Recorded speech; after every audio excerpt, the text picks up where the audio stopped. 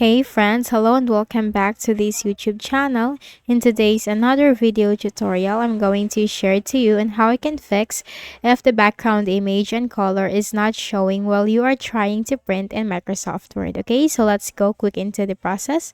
So I have this Microsoft Word document from here, and as you can see, we have this page color, which is not the usual page color. Okay, so if I'm trying to print this, so let's just press Control P on keyboard. You will see that the color of the page or the page color is not showing from here. So how can you fix this? Because for sure, if this will be printed, only this blank sheet and this text will be printed and not including the page color. So how can you fix this? Let's go back, click on this arrow.